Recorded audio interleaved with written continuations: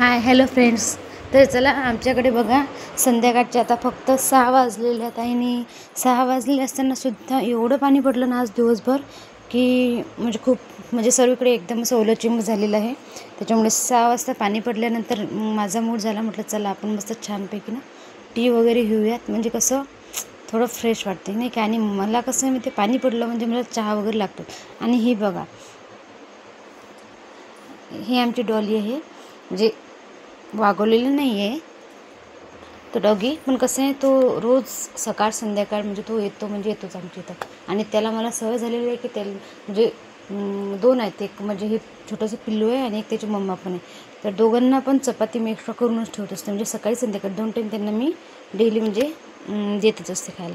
तर बाहेर मस्त एकदम छान असा मोसम झालेला होता, पाणी वगैरे पडलेलं होतं. म्हटलं चला मस्तपैकी चहा करूया आपण. तर मी मस्त संध्याकाळचा चहा माझा आता तयार झालेला आहे.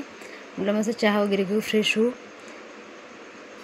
कसं आहे बाहेर पाणी पडलं ना तर चहा तर प्रत्येकाला घ्यावाच वाटतं, बरोबर आहे ना. त्याच्यामुळे मस्त चहा वगैरे घेऊ म्हटलं. आणि नंतर चहा घेणं होईपर्यंत इतका अंधार पडला होता ना, त्याच्यामुळे अंधार पडला. त्याच्यामुळे म्हटलं चला संध्याकाळ पण झालेली आहे, छानपैकी मस्त दिवे वगैरे लावून घेतले. आणि तोपर्यंत काय झालं, आज आमच्या शेजारच्या काकू आहेत ना, त्यांची मुलगी पण आली होती आमच्या इथं बसायला. आणि हे तिचं एकदम छोटंसं इतकं क्यूट बाळ आहे ना, खूप मस्त आहे. तर मग थोडा वेळ तिच्यासोबत पण मस्त खेळली मी, खूप छान आहे ते बाळ पण. आणि तोपर्यंत मग म्हटलं चला आता स्वयंपाक वगैरे करू. 8-8:30 वाजले होते तरी पण आम्हाला. मग स्वयंपाकात मम्मी बोलल्या की राहू द्या, चपात्या वगैरे मीच करते म्हणून. मग आईने चपात्या वगैरे करायला घेतल्या. तोपर्यंत मग माझा विचार चालला होता, म्हटलं आता भाजीच काय करावं. मम्माने सकाळी फ्रेश भाजीपाला घेऊन तर ठेवलेलाच होता.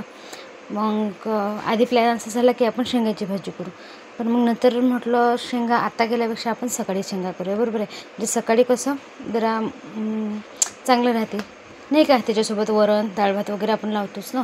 शेंगाची भाजी अशी मस्त सुकी केल्यानंतर तर मग असं माझं आता बेसन करण्यासाठी मस्त म्हटलं मग मला टोमॅटो वगैरे सर्व असं कापून वगैरे देते. आईच्या तोपर्यंत मस्त अशा पोळ्या चालल्या होत्या तिकडे, आणि माझी अशी मस्त भाजीची वगैरे तयारी चाललेली होती. तर आईला मी सर्व साहित्य आता कापून वगैरे दिलेलं आहे आणि आता आई भाजी करणार आहे छानपैकी. तर चला तुम्हाला आता मी मेनू एकदम कंप्लीट झाल्यानंतर दाखवणार आहे, ठीक आहे. आई मस्तपैकी छान भाजी करत होती. आणि त्याच शेजारची ताई आल्यामुळे आम्ही एकदम छान मस्त अशा गप्पा वगैरे मारल्या. ती ताई पण सांगत होती मी पण माझ्या घरी खूप कामं असतात असं तसं. म्हटलं तुझ्याच घरी काय सर्वांची तीच स्थिती आहे म्हटलं ताई.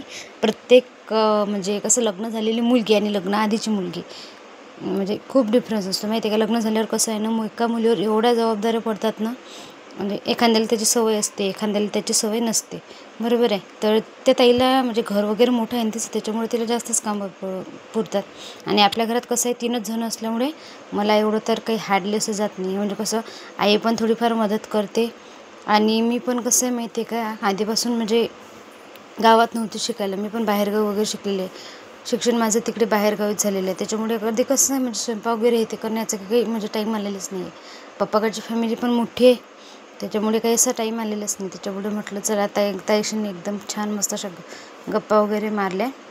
आणि आता मम्माचं बेसन वगैरे होऊन झाल्यानंतर मी तुम्हाला एकदम मेनू दाखवते. आणि मेनू दाखवल्यानंतर चला मग भेटूया उद्याच्या ब्लॉगमध्ये.